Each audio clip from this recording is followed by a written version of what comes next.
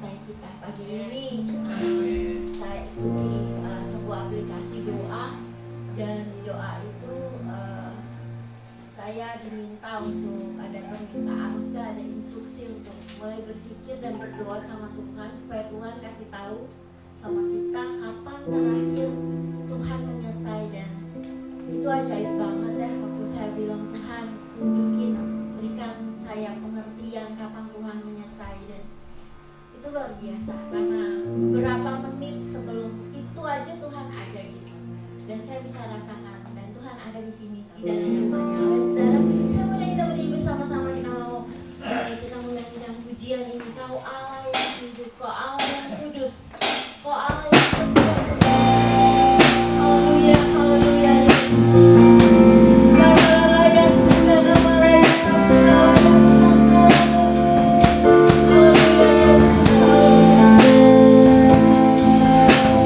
Terima kasih Tuhan, terima kasih Lord.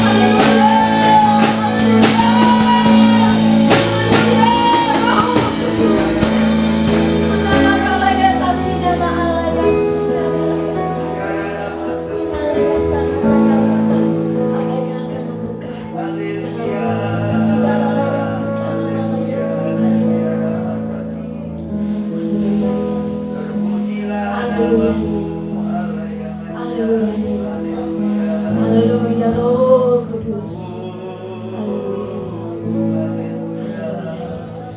Siapkan hati kita sementara Bapak Gembala akan membuka ibadah kita di dalam doa. Haleluya Yesus. Haleluya. Bapa, hari ini kami datang di hadapan-Mu.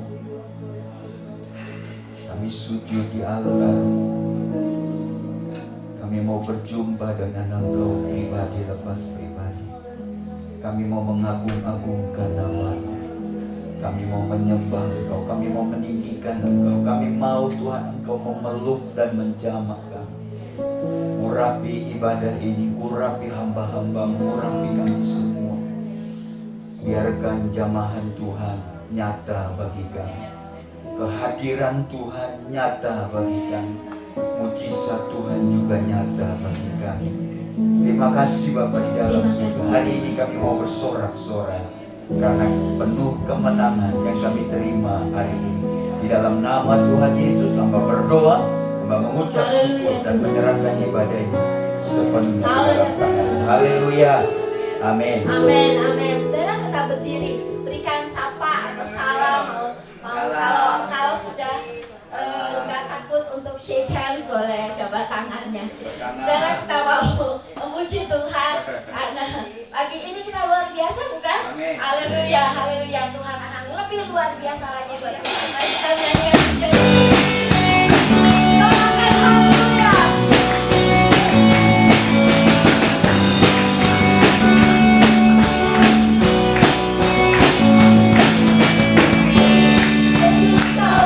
Kekuatan hidupku, jangan gentar langkahmu,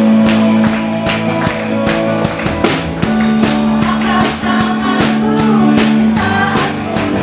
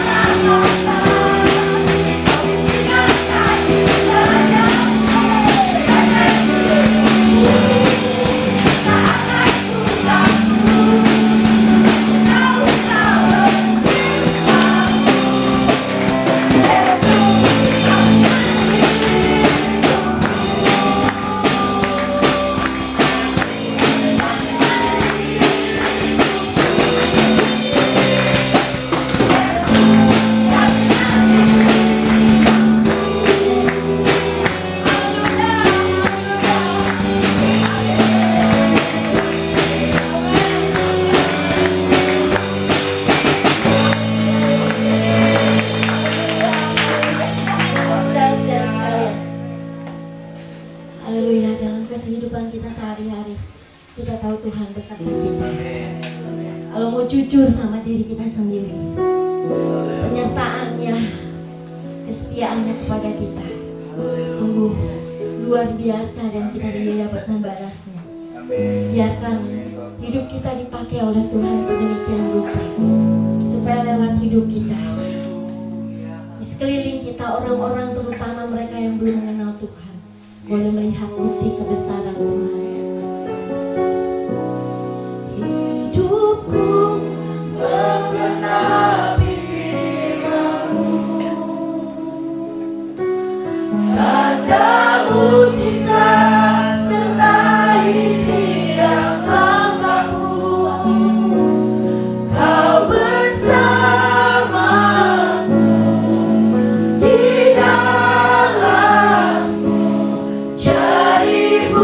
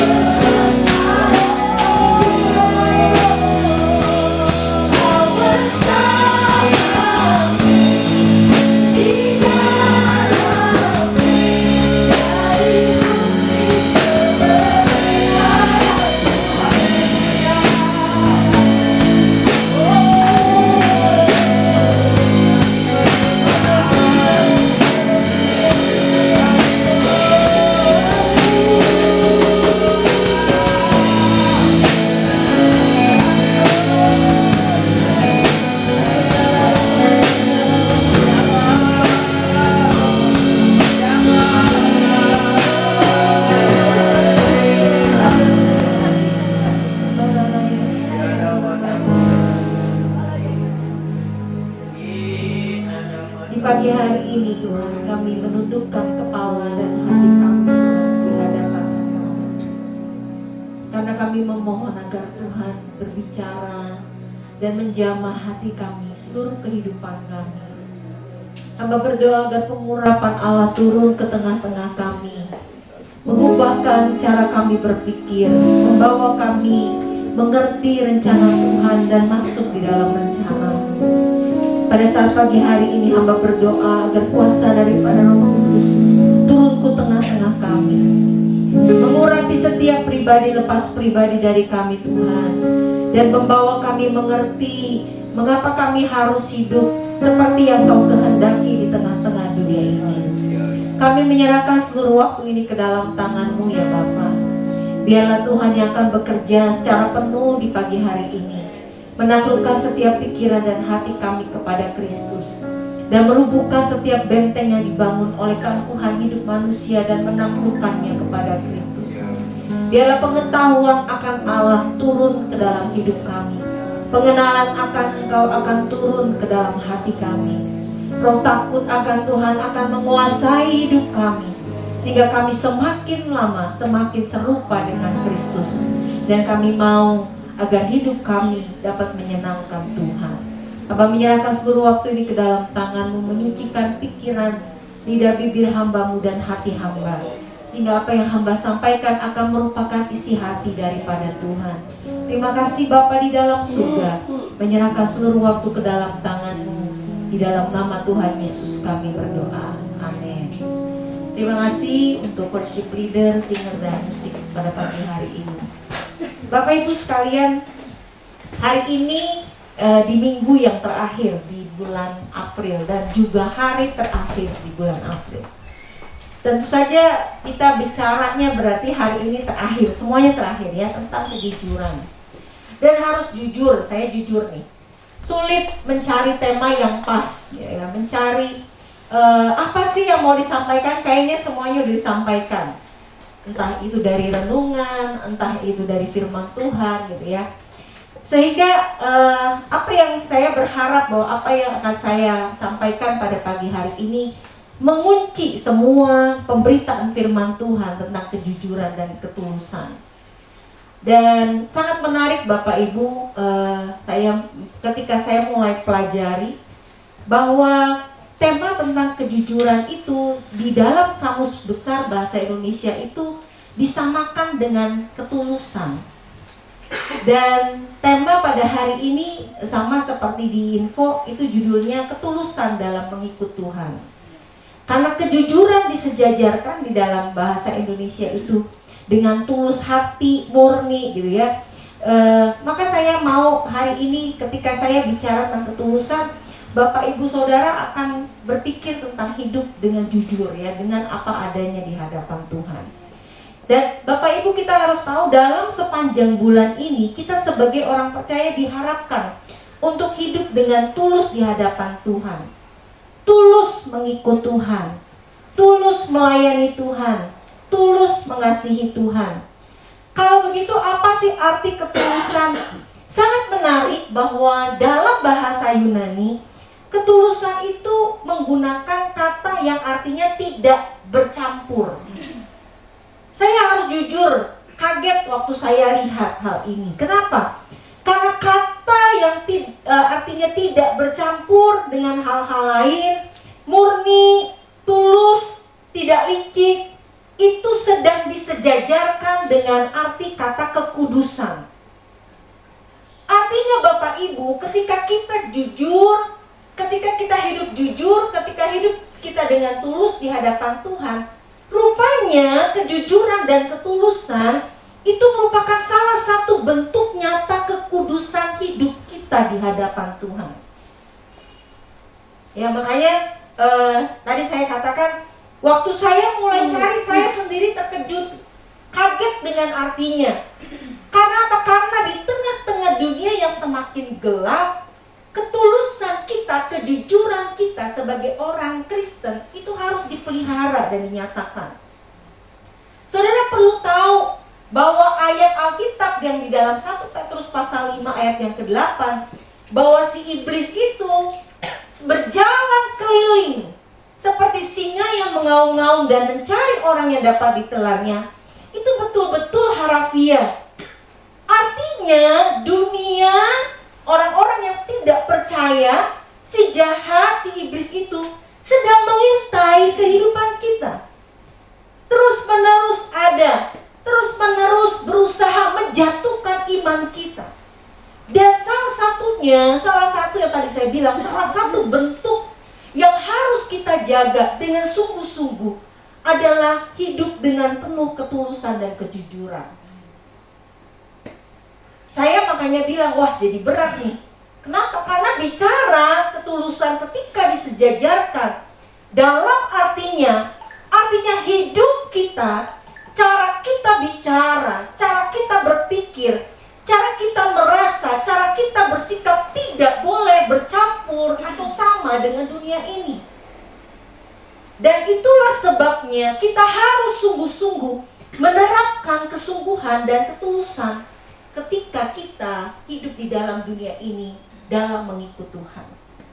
Saudara, ketika kita jujur, kita tulus mengikut Tuhan, artinya kita sedang memperlihatkan gaya hidup yang kudus. Saudara, itu artinya tidak bercampur.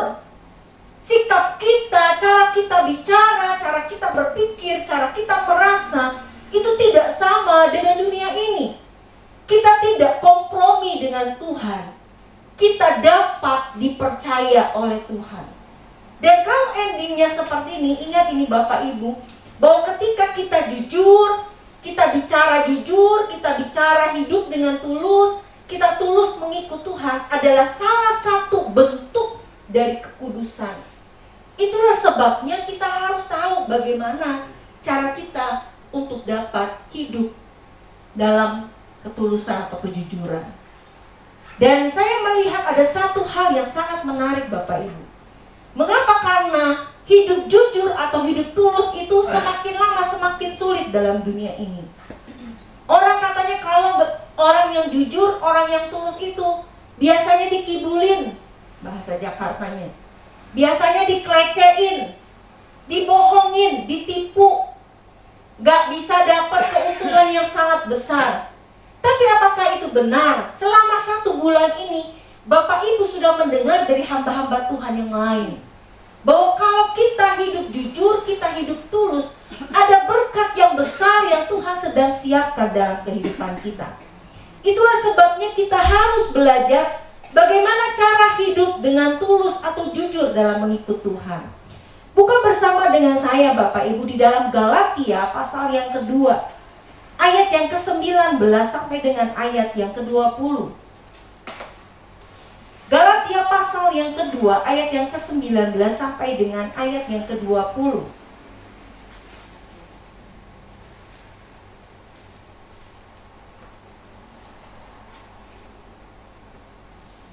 Saya akan membaca ayat 19, Bapak Ibu Saudara akan membaca ayat yang ke-20.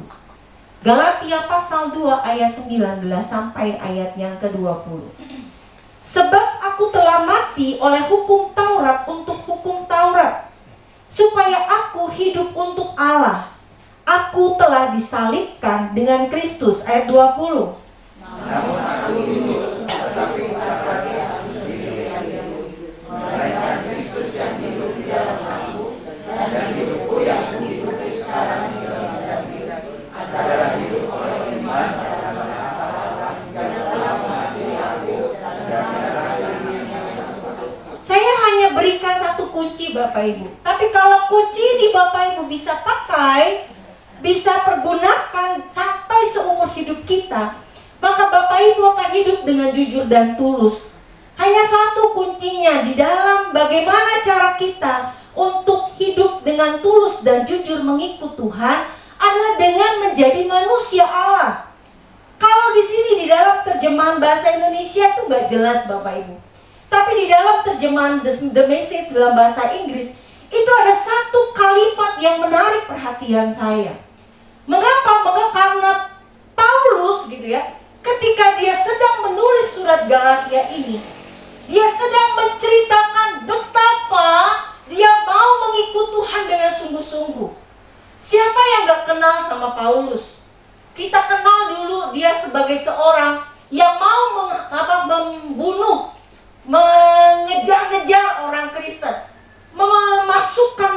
dalam penjara. Tetapi di dalam kehidupan Paulus ketika dia ceritakan, dulu dia berusaha dengan kekuatannya sendiri. Dulu dia berusaha dengan segala sesuatu yang dia miliki agar dia dapat menyenangkan hati Tuhan. Agar mungkin kalau bahasa saya, dia dapat dengan tulus mengikut Tuhan. Betul-betul mengikut Tuhan dengan sungguh-sungguh. Tapi ada pada satu titik waktu dia berjumpa dengan Kristus, saudara harus tahu itu membutakan matanya. Nanti kalau saudara nanti baca dalam renungan, membutakan matanya. Tapi waktu matanya buta, mata hatinya nggak buta. Dia berjumpa dengan Kristus. Dari titik itulah dia menyadari bahwa kalau kita mau hidup kudus, kalau kita mau hidup dengan tulus, mengasihi, mengikut Tuhan, kalau kita mau hidup dengan jujur, kita harus berhenti untuk menjadi manusia yang mengandalkan diri sendiri. Saudara, kita gak bisa ikut Tuhan dengan mengandalkan kekuatan sendiri. Setengah mati. Mungkin saya pernah saksikan di sini. Waktu saya terima Tuhan Yesus 2 tahun, Bapak Ibu. 2 tahun dengan kekuatan saya. Saya tahu saya gak boleh marah. Saya tahu saya gak boleh tersinggung. Saya tahu saya harus baca Alkitab. Saya tahu saya harus berdoa. 2 tahun. Saya nangis setiap saya jatuh ke dalam dosa, setiap saya bohong lagi, setiap saya marah lagi, setiap saya tersinggung lagi. Saya bilang, Tuhan, kok gak berhenti sih? Saya sedang berusaha. Tapi pada satu titik, waktu saya dipenuhi Roh Kudus, saya dipenuhi Roh Kudus dulu, baru saya dibaptis air. Waktu saya dipenuhi Roh Kudus, Bapak Ibu, segala sesuatu itu berbalik. Dulu manusia yang mengandalkan diri sendiri. Saya waktu baca ini, saya merasa bahwa ini adalah satu kunci untuk mengikat semua pembahasan dalam 1 bulan ini. Kita tidak bisa berjalan dengan kekuatan kita sendiri. Kita gak bisa hidup dengan tulus mengikut Tuhan kalau kita pakai kekuatan kita sendiri. Karena akan ada satu titik di mana kita menyerah dan kita gak bisa lakukan apa-apa. Paulus mengatakan ini dengan jelas ketika dia ngomong di dalam Galatia pasal 2 ayat 20 ini. Dalam terjemahan bahasa Inggris, dia bilang, saya berusaha untuk melakukan semua hukum Tuhan. Saya bekerja itu sampai kayak kepala saya udah dijadikan kaki, kaki dijadikan kepala untuk dapat menyenangkan Tuhan. But it didn't work. Kata itu gak bekerja. Itu gak bisa lakukan apa-apa. Jadi dia berhenti. Berhenti, Bapak Ibu, menjadi manusia yang mengandalkan diri sendiri. Berhenti. Untuk apa? Untuk menjadi manusia, kalau di dalam terjemahan bahasa Inggris, menjadi egoisnya sentral. Keakuan yang menjadi pusat. Berhenti, Bapak Ibu. Berhenti untuk melihat hanya kepada diri sendiri, tapi mulai pandang kepada Tuhan. Paulus ngomong berhenti dan kemudian berbalik untuk menjadi manusia Allah. Kita gak bisa, Bapak Ibu. Kita gak bisa jujur. Kita akan cenderung untuk bohong. Kita gak bisa tulus, Bapak Ibu. Kita cenderung untuk mengambil keuntungan. Karena keberdosaan manusia kita akan berusaha untuk menarik kita jatuh ke dalam, lebih dalam lagi, lebih dalam lagi. Hanya satu kunci di dalam Galatia pasal yang kedua ayat 20 ini. Apa arti menjadi manusia Allah? Walaupun di dalam terjemahan bahasa Indonesia itu nggak ada, tidak tertulis dengan jelas. Tapi saya tulis gini, mati terhadap ego kita, mati terhadap keakuan kita, dan membiarkan Kristus yang hidup di dalam hidup kita. Di dalam terjemahan bahasa Indonesia ngomong gini, aku hidup, tapi bukan aku sendiri yang hidup. dalam aku. Hidup oleh iman dalam anak Allah yang telah mengasihi aku dan menyerahkan dirinya untuk aku. Itu yang Paulus ngomong. Artinya mati, Bapak Ibu. Mati terhadap keegoan kita. Mati terhadap keakuan kita. Orang yang mati diutik-utik, dia gak akan ngerasa apa-apa, Bapak Ibu. Kenapa ini penting? Karena Yohanes, kalau di dalam Yohanes pasal 15, Bapak Ibu, dikatakan itu dijelaskan, artinya kita tinggal di dalam Kristus, melekat di dalam firman-Nya, dan firman-Nya itu tinggal di dalam kita. Sama seperti ranting yang melekat, nempel pada pokoknya, nempel erat, dan bukan hanya nempel, kita tinggal menjadi satu di dalam Dia. Bapak Ibu, saya pernah kasih gambaran bahwa keberdosaan manusia itu sama seperti spons. Maksudnya kita itu, natur kita itu seperti spons. Bapak Ibu tahu ya spons cuci piring? Kalau saya pernah kasih gambaran, spons cuci piring itu kalau jatuh ke dalam air selokan yang hitam, kira-kira Bapak Ibu mau ambil lagi nggak? Ah, sayang, baru beli. Ya ampun, ini sponnya dari luar negeri, coba gitu ya. Wah, enggak, saya mau ambil lagi, diambil sama kita. Aduh, ini kapan lagi saya ke Amerika beli spons cuci piring, nggak bisa. Udahlah, apalagi ini kemana-mana habis pandemi, waduh nggak ada. Diambil, dicuci sama kita 10.000 kali, direndam. Menurut Bapak Ibu, masih kecium nggak baunya? Kita harus jujur, kecium. Dosa tuh sama kayak gitu, Bapak Ibu.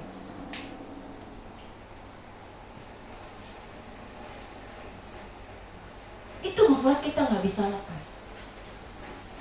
Bagaimana caranya? Hanya satu, sponnya harus diganti yang baru. Dan ketika sponnya diganti yang baru, artinya ketika kita menerima Kristus dalam hidup kita, kita hatinya, Alkitab ngomong Yehezkiel, kamu akan kuberikan hati dan pikiran yang baru. Diganti dengan spon yang baru. Dan begitu diganti dengan spon yang baru, saudara, kita harus masuk menjejakkan diri kita menjadi manusia Allah. Artinya spon kita harus dicelup dalam apa? Dalam cairan cuci piring. Biarkan dia meresap menjadi satu. Gambarannya itu seperti itu. Mau dipisahkan, dipotong-potong sampai bagian spon yang kecil pun, itu ciumnya apa? Kalau kita cium baunya apa? Bau sabun cuci piring. Hidup kita ketika bicara tentang melekat kepada Allah, nempel pada pokok anggur yang benar, itu seperti gambarannya seperti tadi. Spon itu dimasukkan, dicelupkan di dalam sabun cuci piring, sehingga ketika kita bagian tubuh kita yang terkecil sekalipun akan menceritakan tentang kemuliaan Tuhan. Bahasa Jakartanya, nguar baunya, kecium, dipotong sekecil apapun, kecium baunya. Gak bisa dibohongi Bapak Ibu. Kehidupan kita, gambaran ini seharusnya membuat kita menyadari bahwa tanpa Yesus kita tidak dapat melakukan dan mengerjakan apa-apa. Dan Paulus jelas memberitahukan kepada kita, ketika dia berusaha dengan kekuatan yang menyenangkan hati Tuhan, mengikuti aturan dengan kekuatannya sendiri, bekerja dengan seluruh kekuatan dan pemikiran yang dia anggap benar, itu tidak pernah berhasil. Jadi stop hari ini Bapak Ibu. Stop hari ini mengandalkan kekuatan kita. Kalau kita berjuang saat ini dalam dunia, mungkin bekerja dengan setengah mati. Stop! Stop! Andalkan Tuhan. Bawa hidupmu pada Tuhan. Saudara mungkin bilang, omong kosong Ibu Lydia. Bapak Ibu, hari ini saya sebenarnya mau masukin. Makanya dari tadi saya bolak-balik, tapi saya masukin sedikit ya. Ini ceritanya bagus banget. Saya hari ini akan melayani Bapak Ibu di anak-anak sekolah minggu. Judulnya itu Be Strong and Courage. Ya, dan Waktu saya selidiki Bapak Ibu, saya sampai matanya tuh terbuka. Kenapa? Karena kata bistro, jadilah kuat dan berani. Waktu saya mau kasih gambaran sama anak-anak, gambaran kita tentang kekuatan tangannya kan suka begini kan. Tiba-tiba di hati saya ngomong, gak benar itu. Tangan yang kuat adalah tangan yang berdoa Bapak Ibu.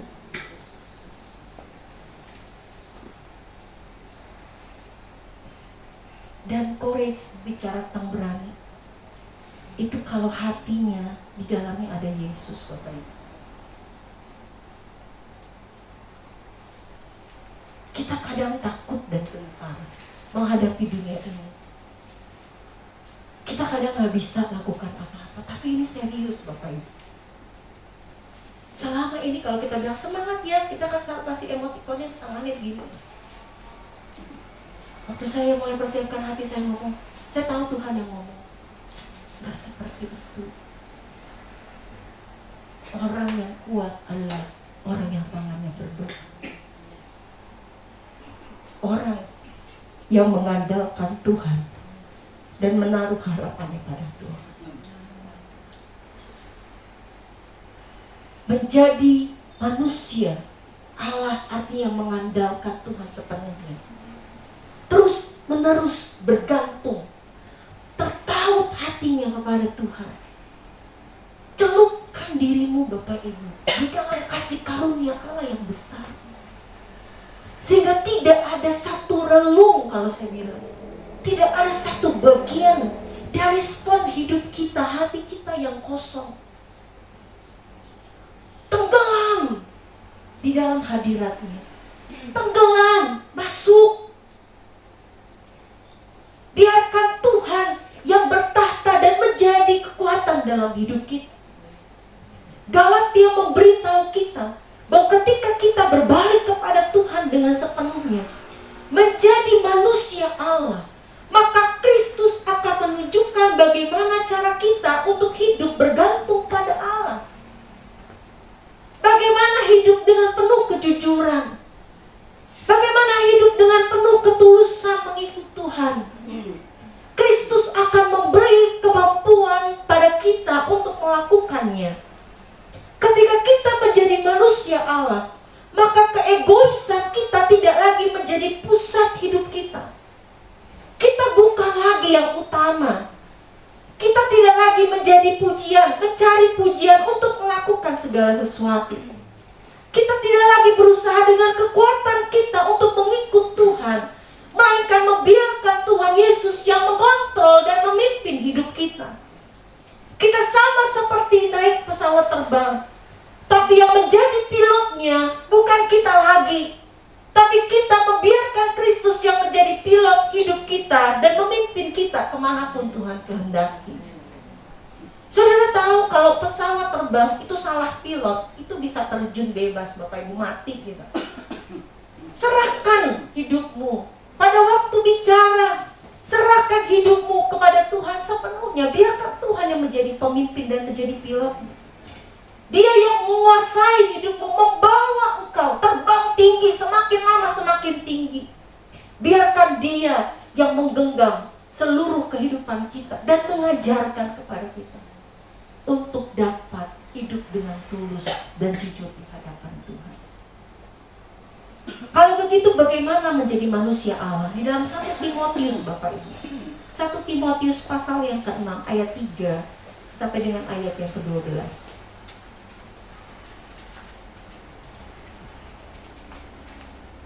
2 Timotius, bukan 1 Timotius, saya salah. 1 Timotius pasal yang ke-6 ayat yang ke-3 sampai dengan ayat yang ke-12. Kita membaca ayat ini secara bergantian Bapak Ibu. Bagaimana kita dapat menjadi manusia Allah? Oke, kita baca ya. Saya baca ayat 3, Bapak Ibu ayat 4 dan seterusnya sampai dengan ayat ke-12. Jika seorang mengajarkan ajaran lain dan tidak menurut perkataan sehat, yakni perkataan Tuhan kita Yesus Kristus, dan tidak menurut ajaran yang sesuai dengan ibadah kita, ayat 4, Percekcokan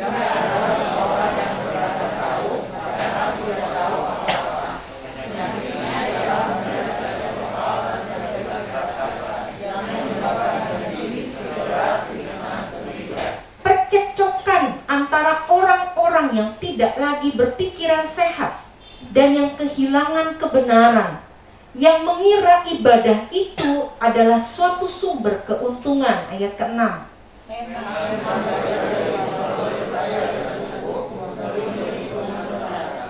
Sebab kita tidak membawa sesuatu apa ke dalam dunia, dan kita pun tidak dapat membawa apa-apa keluar. Ayat ke-8.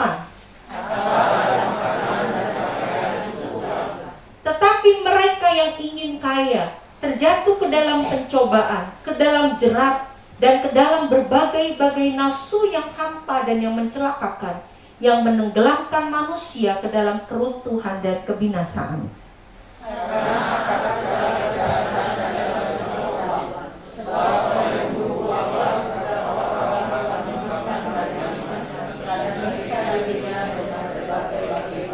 Tetapi engkau manusia Allah, jauhilah semuanya itu.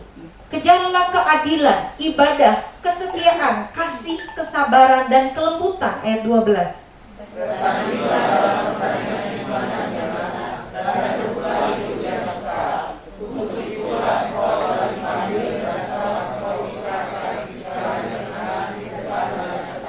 Bagaimana cara kita untuk menjadi manusia Allah? Bagaimana cara kita supaya kita tidak lagi gitu ya, hidup dengan ego kita sebagai pusat kita, Bapak Ibu. Dengan sesuai dengan apa tema di dalam bulan ini, sesuaiin aja ya, supaya kita melakukan dengan betul-betul kita bisa hidup tulus dan jujur di hadapan Tuhan. Yang pertama adalah beribadahlah yang benar dan ikuti pengajaran yang benar dari firman Tuhan. Ini sering saya beritahu. Paulus memberi nasihat kepada Timotius bahwa pada masa akhir banyak orang akan mencintai dirinya sendiri, sehingga mereka beribadah untuk mencari keuntungan. Hati-hati Bapak Ibu. Banyak yang saya katakan, orang-orang mengikuti hamba-hamba Tuhan yang besar, yang bicaranya selalu tentang berkat, tidak pernah dengan tentang perubahan hidup mereka, tidak pernah tentang perubahan pikiran mereka, perubahan sikap mereka. Supaya apa? Karena orang suka. Saya aja suka kalau mendapatkan berkat secara jasmani. Nggak boleh bohong, bener, suka, enak. Tapi hati-hati. Kenapa? Karena ibadah kita fokusnya harus kepada Tuhan. Fokusnya tidak boleh kepada berkat. Walaupun nanti Alkitab ngomong dalam Timotius tadi, bahwa kalau kita ibadah dengan sungguh-sungguh, disertai dengan rasa cukup, disertai dengan hati yang benar-benar bersyukur, bersukacita, maka kita akan mendapatkan keuntungan, kita akan diberkati. Tapi itu gak boleh jadi fokusnya. Jadi yang pertama, caranya menjadi manusia Allah selalu ibadah yang benar, Bapak Ibu. Kalaupun sampai kita harus terpaksa ibadah online, harus serius ibadahnya. Walaupun kita sambil nonton, biarkan tontonan kita, apa yang kita tonton itu mengubah hati kita, mengubah cara kita berpikir, menjamah hati kita. Harus jujur Bapak Ibu, kalau saya lagi nonton gitu ya, di ibadah gereja kita lah ya, saya jarang lihat yang lain. Pertama ya untuk mengikuti, tapi kalau saya lagi ngikutin, saya serius ngikutinnya Bapak Ibu. Saya tahu perubahan apa yang terjadi, bukan untuk menilai, bukan. Waktu saya mengikuti, saya doa sama Tuhan supaya Tuhan menjamah hati saya. Kalau seandainya minggu itu saya nonton khotbahnya saya altar call, saya angkat tangan Bapak Ibu. Karena saya ingin firman Tuhan itu mengubah cara kita berpikir, mengubah cara saya merasa. Mungkin aja ada yang miss karena saya yang menyampaikan. Makanya kalau saya dengarkan lagi, biarkan itu mengubah hati saya. Firman kebenaran itu pengertian yang benar tentang beribadah kepada Tuhan. Kita sering ibadah itu hanya untuk ngelihat apanya? Ngelihat kerennya si pengkhotbah, ngelihat kerennya musik dan sebagainya. Tapi kita jarang sungguh-sungguh datang dan ngomong, Tuhan, biarkan ibadah ini mengubah hati saya. Sekalian promosi, Bapak Ibu ikut dong ibadah hari Kamis doa jam 7 malam. Ya, bagi Bapak Ibu yang sering ikut, Bapak Ibu tahu bahwa sekalipun kita dipisahkan sama layar kaca Bapak Ibu bisa menikmati jamahan Tuhan. Itu dahsyatnya Tuhan. Menjamah hidupmu. Bapak Ibu Saudara didoakan secara khusus karena terlihat di layar. Ya, disebutin namanya, walaupun nggak disebutin, kita hamba-hamba Tuhan yang melihat namanya di layar, itu mendoakan Bapak Ibu. Ya, hari Kamis jam 7 cuma tinggal klik masuk, setengah jam, paling lama 45 menit. Datang Bapak Ibu, sisihkan waktu. Karena kita memerlukan yang tadi saya bilang, jadilah kuat itu adalah tangan yang berdoa. Ketika kita menyerahkan hidup kita ke dalam tangan Tuhan dan membiarkan Tuhan bekerja dalam hidup kita. Lanjut Bapak Ibu karena udah diangkat ya. Yang kedua, bagaimana caranya ini sesuai dengan tema kita? Jangan cinta uang. Orang yang cinta uang akan mudah berbohong. Jangan suka bercekcok. Itu Bapak Ibu lihat aja, saya simpulkan doang. Ya, orang yang cinta uang, orang yang suka bercekcok, lama-lama gampang berbohong, gampang berdusta. Kenapa? Karena orang yang suka bercekcok dan cinta uang itu mudah jatuh ke dalam pencobaan, Alkitab ngomong, ke dalam jerat, ke dalam berbagai-bagai nafsu yang hampa dan mencelakakan, yang akan menenggelamkan manusia dalam keruntuhan dan kebinasaan. Orang yang suka bercekcok, bahasa lain dari bertengkar dan bersilat kata, mereka itu akan selalu cari-cari masalah, padahal gak ada masalah jadi masalah. Kalau udah suka bertengkar, suka bercekcok, itu kata-kata gak bisa ditahan Bapak Ibu. Kenapa? Karena Alkitab ngomong, cekcok itu kata yang sama dengan dia adalah bersilat kata. Artinya kita akan selalu cari-cari masalah. Kita akan selalu cari-cari persoalan. Kita akan bisa dengan mudah hidup dengan tidak tulus. Kita mudah untuk berbohong. Bapak Ibu, dengar ini. Jangan suka cinta uang. Walaupun selama kita di dunia membutuhkan uang untuk menghidupi kehidupan kita. Gak boleh munafik, saya juga gak munafik. Ya, artinya kita butuh uang untuk kita makan karena masih perlu uang untuk pembayaran dan sebagainya. Tapi jangan menjadikan uang segala sesuatu dalam hidup kita. The most important, yang paling penting, fokus kita. Sehingga kalau misalkan uangnya udah mulai berkurang dikit, kita udah jadi khawatir. Kalau udah ada masalah sedikit, kita jadi khawatir. Sedikit-sedikit khawatir, sedikit-sedikit kita takut sama Tuhan. Ingat ini Bapak Ibu. Hiduplah dengan dan berpikirlah dengan cara yang sederhana.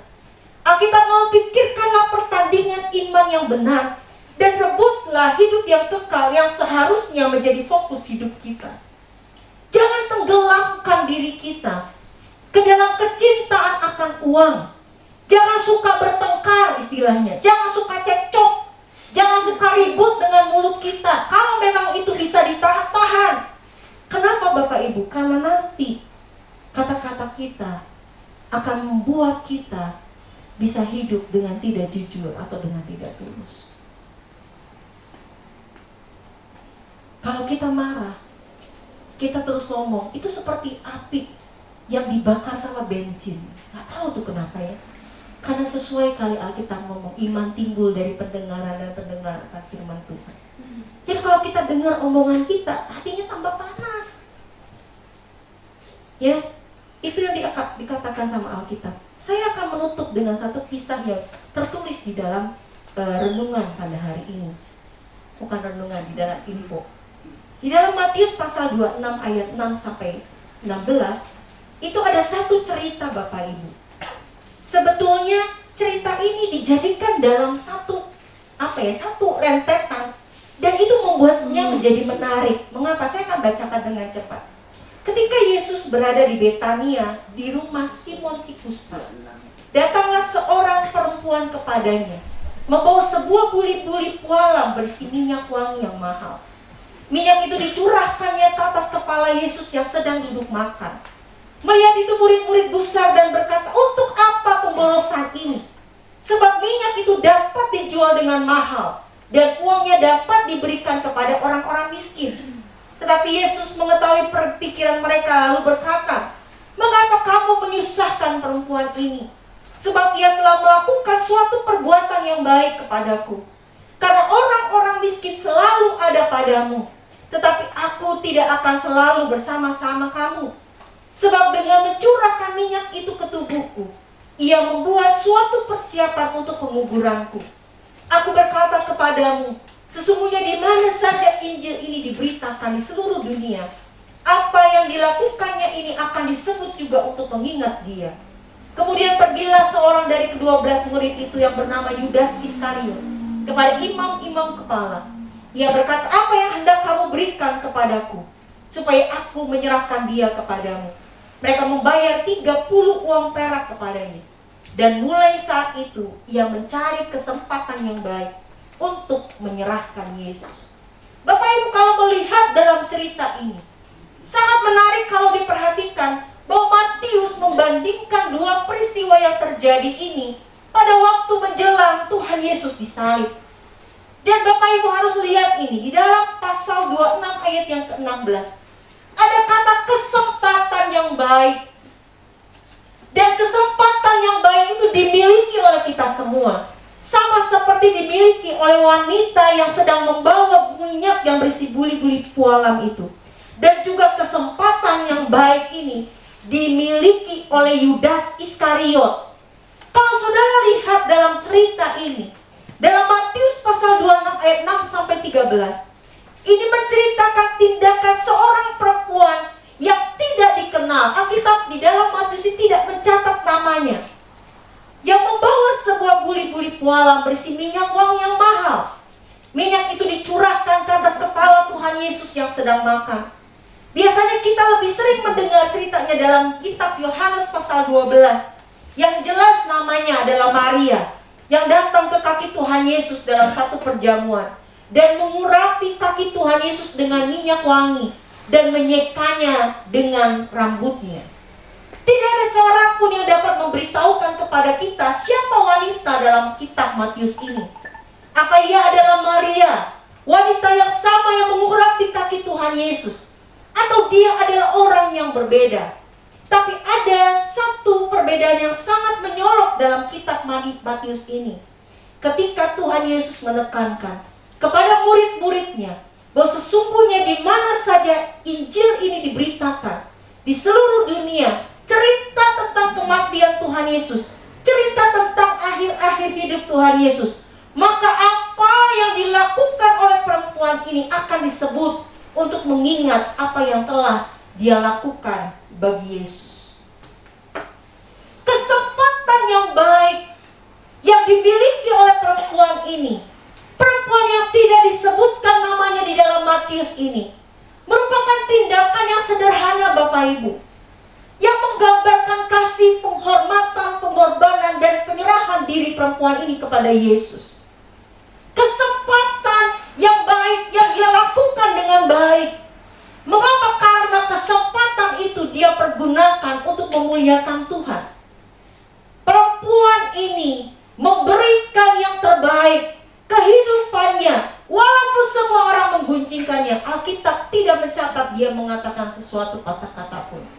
Walaupun memang tradisi pada masa itu perempuan memang gak boleh bicara di depan umum. Tapi tindakan dia, kesempatan ini dipergunakan untuk melakukan yang terbaik bagi Tuhan. Berbeda dengan Yudas Bapak Ibu.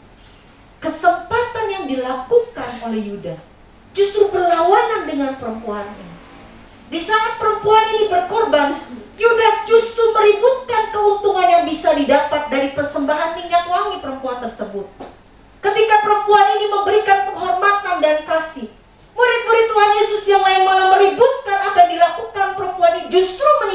mereka. Ketika perempuan ini mencari kesempatan melakukan tindakan penyerahan kepada Tuhan Yesus, Yudas justru mencari kesempatan untuk menyerahkan Tuhan Yesus. Pilihan itu di tangan kita, Bapak Ibu. Selalu ada kesempatan bagi kita untuk melakukan sesuatu bagi Tuhan.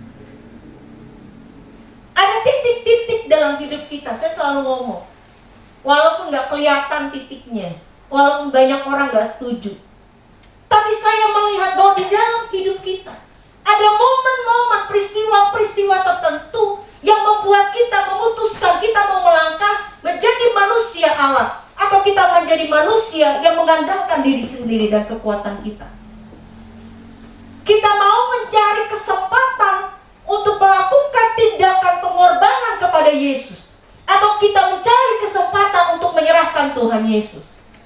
Kita mau jadi perempuan ini, atau kita mau menjadi Yudas.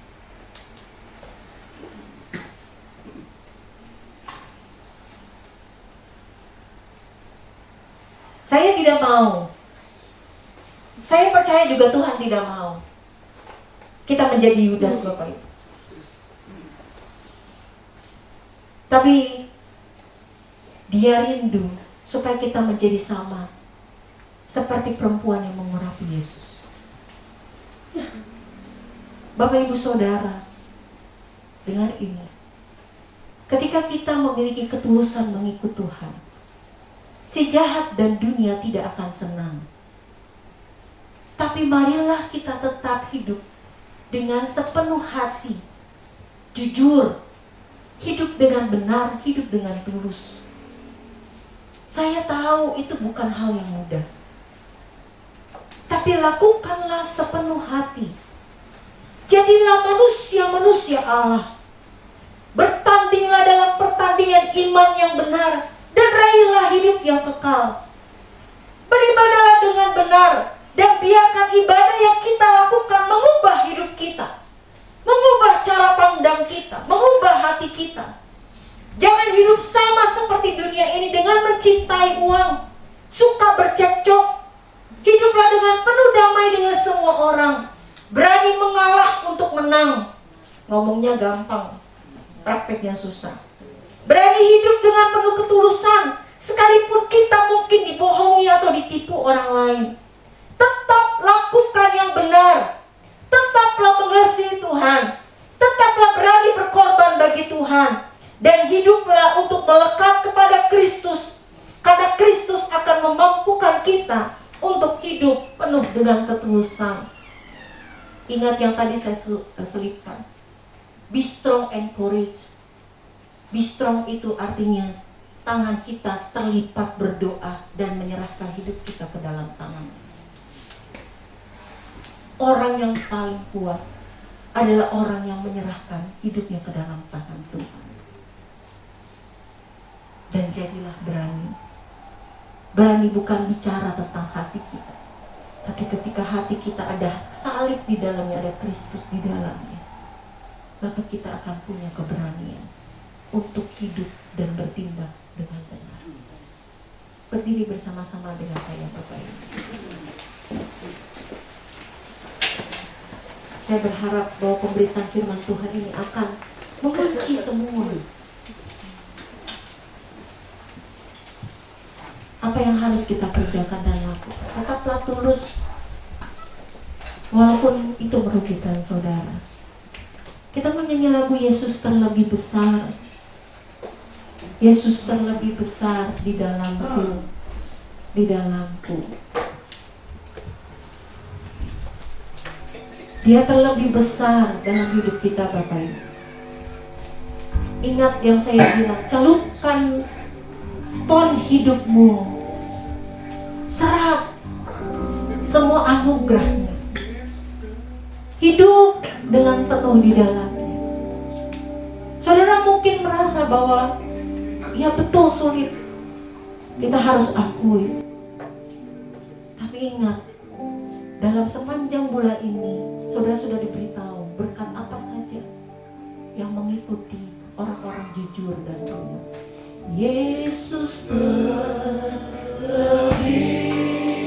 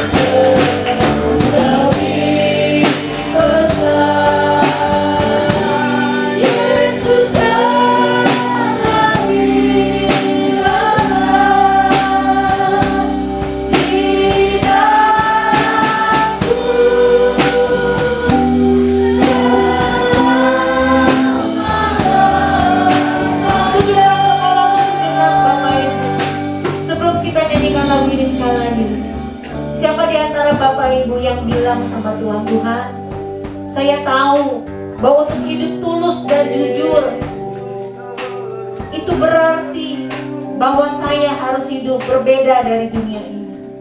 Gak sama, karena itu merupakan salah satu bentuk dari kekudusan. Dan siapa hari ini yang mengatakan, Tuhan, walaupun saya tahu menjadi jujur tulus itu sulit, menjadi jujur tulus itu adalah satu hal yang bisa saja suatu hari akan merugikan saya, tapi saya mau melakukan. Bagaimana cara melakukannya? Biarkan Dia yang lebih besar di dalam Bapa ini. Biarkan Dia tinggal di dalam engkau. Meresaplah di dalam kebenarannya, meresaplah di dalam anugerahnya, dan biarkan hidupmu melekat penuh kepada Kristus. Kalau saudara rindu melakukan hal ini, angkat tanganmu di hadapan Tuhan sambil menyanyikan lagu ini. Bilang, Yesus, kau lebih besar dari segala sesuatu dalam hidupku dan dalam apa yang aku miliki. Haleluya. Haleluya. Angkat tanganmu dengan sungguh-sungguh dan katakan, Yesus terlebih besar. Di dalam masyarakat, Yesus terlebih. Dengan sungguh-sungguh dan besar. Yesus terlebih besar. Kami tidak mau mengandalkan kami sendiri. Kami mau mengandalkan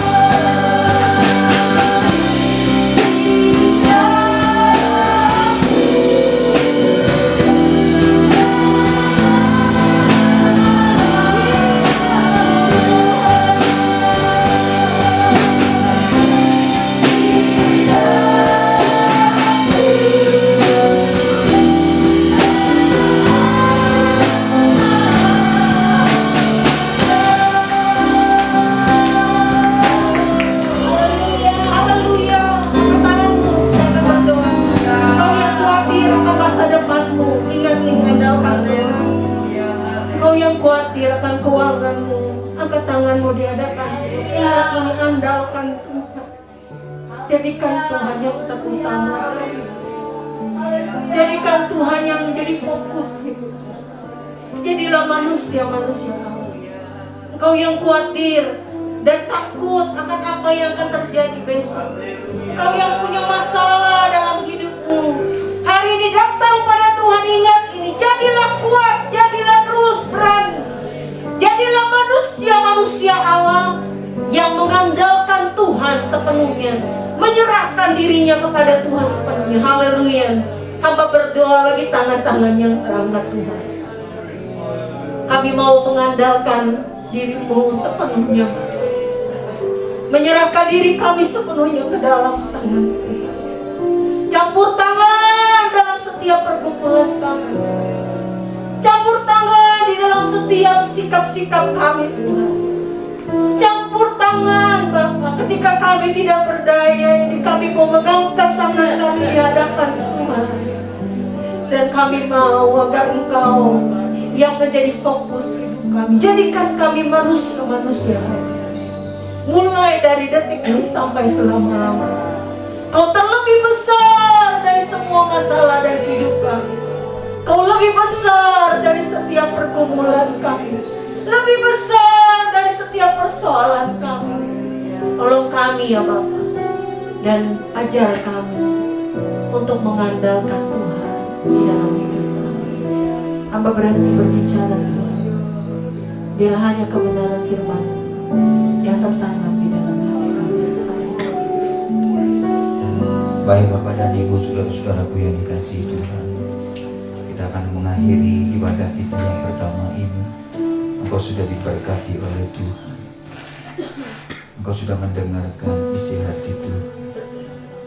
Pulanglah dengan kebenaran firman Tuhan.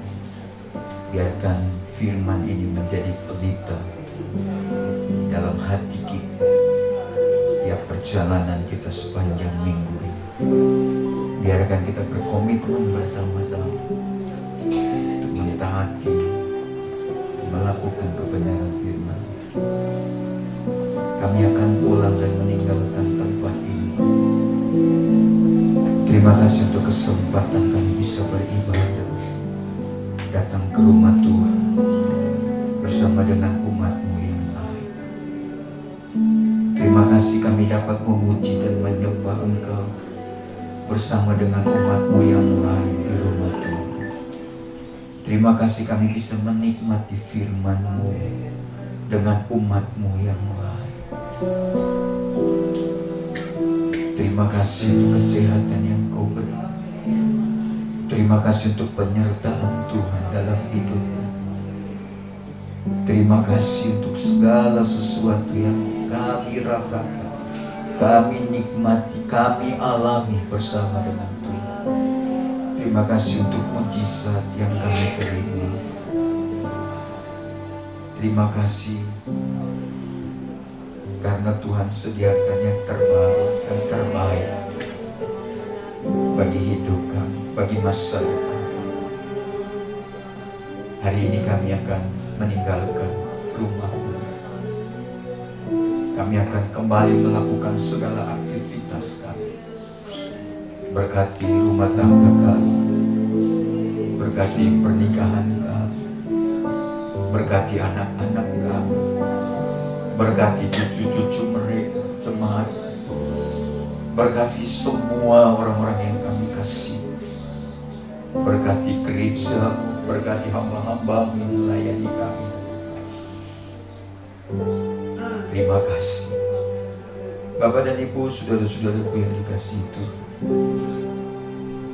Arahkanlah hatimu dan pandang kepada Tuhan yang sedang mengangkat tangannya dan mengarahkannya di dalam kehidupan. Pulanglah dengan kekuatan Tuhan. Pulanglah dengan penyertaan Tuhan. Pulanglah dengan berkat-berkat Tuhan. Pulanglah dengan kasih sayang Tuhan. Bawalah berkat dari Allah Bapa kita, kasih sayang dari Yesus Kristus, serta persekutuan dari Roh Kudus akan menaungi hidupmu hari ini sampai selama-lamanya. Maranatha, Tuhan Yesus datang kali yang kedua. Haleluya. Mari kita sama-sama katakan amin. Tuhan berkati saudara. Shalom.